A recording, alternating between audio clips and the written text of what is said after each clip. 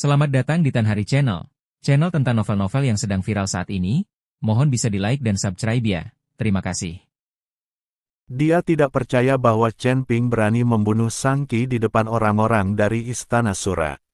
Sekalipun ada kekuatan besar di belakang Chen Ping, dia tidak akan berani melakukannya sekarang. Namun sesaat kemudian, cahaya keemasan menyambar, dan sebilah pedang dengan niat membunuh menebas. Enga, darah muncrat ke langit, dan kepala Sang Qi terguling ke tanah, dengan ketakutan dan keengganan masih terlihat di matanya. Tubuhnya bergoyang lalu jatuh ke tanah dengan suara keras. Seluruh tempat itu sunyi senyap. Tangan Mo Qingyun yang memegang tangan Chen Ping sedikit gemetar, bukan karena takut, tetapi karena terkejut. Dia tahu bahwa Chen Ping sangat kuat, tetapi dia tidak tahu bahwa dia begitu kuat hingga berani membunuh musuh-musuhnya dengan tegas bahkan di bawah ancaman Tetua Agung Istana Sura. Chen Ping menarik kembali pedang pembunuh naga, dan cahaya keemasan di ujung pedang menghilang, seolah-olah kejadian berdarah tadi tidak pernah terjadi. Dia bahkan tidak melihat Sang Lan yang berwajah pucat atau Tetua Agung yang bermata marah. Dia hanya berbalik, menepuk punggung tangan Mo Qingyun dengan lembut, dan suaranya kembali ke kelembutannya yang biasa, "Ayo pergi." Bau darah di sini merusak suasana hati kita untuk bertamasya. Dia memegang tangannya dan berjalan melewati tubuh Sang Qi selangkah demi selangkah, punggungnya tegak dan tanpa ragu-ragu. Sang Tetua Agung menoleh ke belakang, tangannya terkepal begitu erat hingga kuku-kukunya hampir menancap ke dalam dagingnya. Dia telah hidup selama ratusan tahun dan tidak pernah dipermalukan seperti ini. Tetapi dia dapat merasakan aura yang tak terduga dari Chen Ping, yang membuatnya tidak berani bertindak gegabah. Ketika melewati Sang Lan, Chen Ping tidak berhenti, tetapi berkata dengan tenang, "Jika kamu ingin membalas dendam, datanglah saja. Aku tahu kamu juga mengincar peti mati yang aku dapatkan dari reruntuhan." Begitu dia selesai berbicara, sosok dia dan Mo Qingyun menghilang di kedalaman cahaya dan bayangan kota Liuli, hanya menyisakan kemarahan dingin orang-orang di Istana Sura di belakang mereka. Sang Lan tidak berkata apa-apa saat adik laki-lakinya dan kakak laki-lakinya dibunuh satu persatu oleh Chen Ping. Namun saat ini, Sang Lan tidak merasakan apa-apa selain keterkejutan di hatinya. Lagi pula, dia, Sang Kun, dan Sang Qi tidak berasal dari ibu yang sama, dan mereka tidak memiliki hubungan kakak adik. Chen Ping, aku harus membunuhnya. Tidak peduli kekuatan mengerikan apapun yang ada di belakangnya, aku ingin dia mati. Mata Sang Tetua Agung berubah merah. Sang Qi sudah meninggal, tapi Tetua Agung tidak terlalu peduli. Yang dipedulikannya adalah bahwa Chen Ping, seorang kultivator kecil tingkat ketiga di alam abadi, benar-benar mengabaikan dia dan peringatannya. Tetua Agung, sebaiknya kita tunggu sampai ayah keluar dari pengasingan. Sang Lan membujuk, "Nona, masalah ini tidak ada hubungannya dengan Istana Sura. Ini tentang dendam antara saya dan Chen Ping. Jika terjadi sesuatu, saya akan bertanggung jawab penuh." Setelah Tetua Agung selesai berbicara, sosoknya langsung menghilang. Sang Lan menatap punggung Tetua Agung yang menghilang dan hanya bisa mendesah tak berdaya. Senja kota Liuli terkoyak oleh energi pedang yang tajam. Tepat saat Chen Ping dan Mo Qingyun mencapai jembatan 9 lengkung, udara di depan mereka tiba-tiba membeku menjadi es. Sang Tetua Agung berdiri di ujung jembatan bagaikan dewa pembunuh, jubah hitamnya berkibar tertiup angin malam, roh jahat yang keluar dari tubuhnya berubah menjadi pola-pola gelap yang nyata, menyebar liar di sepanjang batu bata biru jembatan. Kemanapun ia lewat, bahkan riak-riak di permukaan air membeku menjadi es. "Chen Ping, tinggalkan hidupmu." Suara Tetua Agung terdengar seperti diambil dari gudang es Netherworld, dan setiap kata-katanya terdengar menyeramkan. Dia tidak tahu kapan sebuah bilah hitam pendek muncul di tangannya, dan cahaya darah aneh mengalir di bilahnya. Itu adalah harta karun Istana Sura, pedang pemakan jiwa. Pedang ini telah meminum darah ribuan pendeta. Pada saat ini, merasakan niat membunuh tuannya, pedang itu mengeluarkan erangan pelan, seperti teriakan hantu jahat. Hati Mo Qingyun menegang, dan tanpa sadar dia menarik Chen Ping ke belakangnya. Dia bisa merasakan aura tetua agung saat ini telah meningkat beberapa kali lipat dibandingkan saat di tepi danau tadi. Itu adalah kekuatan terlarang yang hanya bisa diaktifkan dengan membakar sebagian masa hidupnya. Chen Ping menepuk punggung tangannya dengan lembut, tatapannya setenang jurang, menjauhlah, dan lihatlah. Bagaimana aku mematahkan tulang-tulang tuanya. Sebelum dia selesai berbicara, sang tetua agung bergerak bagaikan hantu. Batu bata biru di bawah kakinya hancur berkeping-keping, dan tubuhnya berubah menjadi cahaya hitam dan langsung bergegas menuju pintu Chen Ping. Pedang pemakan jiwa mengeluarkan cahaya pedang seperti bulan sabit, dan sebelum angin pedang tiba, lentera di kedua sisi jembatan meledak berkeping-keping dengan bunyi, embusan, dan percikan api memercik ke danau, bahkan gelombang air pun terguncang kembali. Bagus sekali. Chen Ping tidak mundur melainkan maju, dengan pedang pembunuh naga di telapak tangannya bersinar terang dengan cahaya keemasan. Dia tidak berubah menjadi naga emas seperti yang dia lakukan saat berhadapan dengan Sang Qi. Sebaliknya, dia menjentikkan jarinya dan ribuan energi pedang tiba-tiba meledak dari pedang, menyerbu ke arah pedang pemakan jiwa seperti galaksi terbalik. Dentan, suara logam yang beradu memekakkan telinga. Saat kedua kekuatan besar itu bertabrakan, pagar batu jembatan 9 belokan meledak. Potongan-potongan kerikil yang tak terhitung jumlahnya tersapu ke udara oleh gelombang energi dan kemudian hancur menjadi bubuk ketika jatuh kembali. Sang tetua agung mengerang dan terkejut hingga mundur 3 langkah. Darah yang mengalir dari buku-buku jarinya menetes ke pedang pemakan jiwa, membuat darah di pedang itu semakin cemerlang. Jejak keraguan melintas di matanya, alam abadi yang tersebar tingkat 3. Kau benar-benar dapat menahan 30% kekuatanku.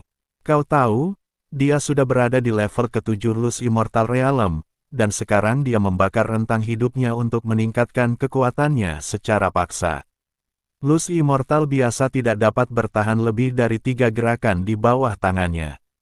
Chen Ping tidak menjawab. Tubuhnya melayang seperti bunga willow, dan pedang pembunuh naga berubah menjadi aliran cahaya keemasan, menusuk pinggang dan perut tetua agung dari sudut yang sulit. Pedang itu secepat kilat. Sebelum pedang itu tiba, niat pedang yang tajam telah memotong beberapa lubang di jubah tetua agung. Pupil mata tetua agung tiba-tiba mengecil, pedang pemakan jiwa kembali bertahan, cahaya pedang dan energi pedang saling bertabrakan, menimbulkan turbulensi energi di angkasa. Energi tersebut menciptakan gelombang setinggi beberapa kaki di atas air danau. Ikan koi melompat liar di antara gelombang, tetapi terguncang terbalik oleh energi yang tak terlihat tersebut. Kedua pria itu bertarung bolak-balik di jembatan, dan gerakan mereka menjadi semakin brutal. Ilmu pedang sang tetua agung sama dahsyatnya dengan surah yang turun dari surga.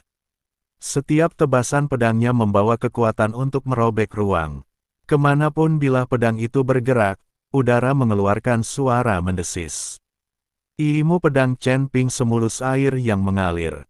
Di tangannya, pedang pembunuh naga terkadang berubah menjadi naga emas yang mengaum, dan terkadang berubah menjadi jarum yang menusuk. Dia selalu mampu menghindari serangan fatal pada saat kritis dan melakukan serangan balik dengan niat pedang yang ganas.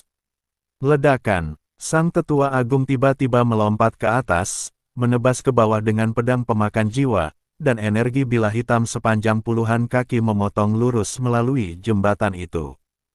Mata Chen Ping terfokus, dan dia menggenggam pedang pembunuh naga di sekujur tubuhnya, dengan cahaya. Keemasan meledak menjadi perisai cahaya. Energi pedang menghantam perisai cahaya, menyebabkan suara gemuruh yang memekakkan telinga. Jembatan itu langsung terbelah dua. Chen Ping dan tetua agung berdiri di kedua ujung jembatan yang rusak, jubah mereka terkoyak oleh energi tersebut. Orang tua, apakah hanya ini yang dapat kau lakukan dengan kekuatan kasar? Chen Ping menyeka darah dari sudut mulutnya. Meskipun dia berhasil memblokir serangan tadi, dia juga mengalami beberapa luka dalam. Kekuatan Tetua Agung jauh melampaui ekspektasi. Tidak seorang pun menyangka bahwa orang ini akan mulai membakar masa hidupnya bahkan sebelum dia mengambil satu gerakan pun. Diperkirakan setelah melihat Chen Ping membunuh Sang Qi dengan mudah, Sang Tetua Agung tidak percaya diri lagi, sehingga ia membakar masa hidupnya. Chen Ping tahu bahwa jika dia tidak menunjukkan kemampuannya yang sebenarnya, dia akan kesulitan melarikan diri. Tetua Agung meraung marah, dan aura pembunuh di sekelilingnya tiba-tiba menjadi setebal tinta. Dia memegang pedang pemakan jiwa di kedua tangannya, dengan ujung pedang menunjuk ke arah Chen Ping. Darah di pedang itu benar-benar mengembun menjadi bayangan kepala Sura yang mengerikan. Ashura menghancurkan dunia. Saat dia meraung, hantu Sura membuka mulutnya yang besar dan memuntahkan seberkas cahaya gelap. Kemanapun dia lewat, riak-riak muncul di angkasa, seolah-olah akan ditelan sepenuhnya oleh kekuatan ini. Menarik, jejak kesungguhan melintas di mata Chen Ping. Dia tahu bahwa ini adalah jurus pamungkas Tetua Agung. Pedang pembunuh naga berputar cepat di tangannya, permata di gagangnya tiba-tiba menyala, dan badan pedang itu meledak menjadi cahaya keemasan yang belum pernah terjadi sebelumnya. Bayangan naga emas asli terbang keluar dari pedang, matanya terbuka lebar, dan mulutnya terbuka untuk menyambut kolom cahaya hitam. Mengaum, naga emas itu meraung, mengguncang langit dan bumi. Aduh, Sura meraung, hantu menangis dan para dewa ketakutan. Cahaya keemasan dan cahaya hitam bertabrakan hebat di udara, membentuk pusaran energi yang besar. Udara di sekitar pusaran itu hancur berkeping-keping, dan air danau tersedot dari dasar sungai, memperlihatkan lumpur hitam. Formasi pertahanan kota Liuli bergetar hebat di bawah kekuatan ini, dan bahkan retakan ruang kecil pun muncul di langit. Chen Ping bertarung dengan Tetua Agung, sementara Sang Lan segera kembali ke Istana Sura. Dia harus mengeluarkan ayahnya dari pengasingannya dan menghentikan perilaku Sang Tetua Agung. Sekarang, tidak peduli apakah Tetua Agung dapat membunuh Chen Ping atau tidak, itu akan menjadi pukulan berat bagi Istana Sura. Jika Tetua Agung dibunuh oleh Chen Ping, Istana Sura akan kehilangan seorang jenderal yang kuat. Tetapi jika Tetua Agung membunuh Chen Ping, maka Istana Sura mereka akan menyinggung musuh yang tidak dikenal dan menakutkan. Tidak peduli apapun hasilnya, Istana Sura tidak akan mendapat keuntungan sama sekali. Ayah, ayah! Sang Lan berlutut di depan ruang rahasia dan berteriak keras. Tak lama kemudian, ruang rahasia itu perlahan terbuka, dan seorang lelaki tua keluar. Lelaki tua itu mengenakan jubah yang indah, dengan rambut dan janggut putih, dan tampak sangat baik. Laner, mengapa kau buru-buru memanggil ayahmu keluar dari pengasingan? Tanya penguasa Istana Sura. Ayah, Istana Sura dalam masalah. Sang Lan menceritakan semuanya kepada ayahnya secara rinci. Namun, ketika dia mendengar bahwa Sang Kun dan Sang Qi telah meninggal, ekspresi lelaki tua itu tidak berubah sama sekali. Bagaimana mungkin seorang anak kelas 3 dari alam Sanxian memiliki kekuatan seperti itu? Dan dia mengalahkan hantu Master Pavilion Tianyuan. Beraninya dia melakukan itu. Penguasa Istana Sura menyipitkan matanya sedikit dan berkata, Ayah, itu sebabnya aku curiga ada kekuatan mengerikan di balik Chen Ping. Kata Sang Lan, seberapa mengerikan itu? Paling-paling itu hanya kekuatan surga ketiga. Penguasa Istana Sura tersenyum tipis dan berkata, jika ayahmu ingin pergi ke surga ketiga, dia bisa pergi kapan saja. Ayah, mengapa ayah tidak pergi ke surga ketiga? Sang Lan bertanya dengan ragu. Lebih baik menjadi kepala ayam daripada ekor burung phoenix. Kamu tidak mengerti ini. Di surga kedua, Istana Shuro kita adalah salah satu kekuatan yang paling kuat, tetapi jika kita mencapai surga ketiga, kita tidak akan dapat naik peringkat. Kata penguasa Istana Sura. Jadi begitulah. Sang Lan mengangguk. Ceritakan lebih banyak tentang Chen Ping. Kata penguasa Istana Sura. Ayah, meskipun orang ini adalah alam abadi longgar tingkat 3, kekuatannya mungkin tidak kalah dengan alam abadi longgar tingkat 6, dan dia bahkan mungkin adalah alam abadi longgar tingkat 7. Orang ini punya banyak sekali harta karun, terutama pedang di tangannya, yang jelas merupakan harta karun. Dia juga menguasai seni formasi, dan seninya cukup bagus. Selain itu, dialah satu-satunya yang mendapatkan barang bagus di reruntuhan. Ada 2 peti mati dan 2 patung prajurit. Di reruntuhan itu, 2 patung prajurit itu hanya menyerang orang lain, tetapi tidak menyerangnya. Jadi saya menduga orang ini memiliki garis keturunan khusus, dan pasti ada kekuatan besar di belakangnya. Kalau tidak, dia tidak akan berani tidak menghormati kita sendirian. Sang Lan menganalisis dengan cermat dan merasa bahwa Chen Ping bukanlah orang yang sederhana. Surga ketiga, penguasa Istana Sura sedikit mengernyit, tapi dia adalah seorang kultivator kelas 3 di alam abadi. Longgar, dan dia tidak bisa mencapai surga ketiga. Aku juga tidak tahu, tapi pedang di tangannya jelas bukan sesuatu yang bisa kita miliki di bawah surga ketiga. Sepertinya garis keturunan khusus telah disuntikkan ke dalam pedang, dan pedang itu penuh dengan energi spiritual. Jelas bahwa roh pedang memiliki kesadaran yang independen. Mungkin saja dia berasal dari alam yang lebih tinggi, dan karena suatu alasan khusus, dia melayang ke surga ketiga kita. Dalam pikiran Sang Lan, Chen Ping bukanlah orang biasa, dia pasti memiliki status dan latar belakang. Adapun mengapa hanya tingkat ketiga dari alam abadi tersebar yang ditampilkan, mungkin ada alasan lain. Mungkin analisismu benar, bahwa aku melihatnya. Penguasa Istana Sura mengangguk. Tak lama kemudian, sosok ayah dan anak perempuan itu berangsur-angsur menghilang.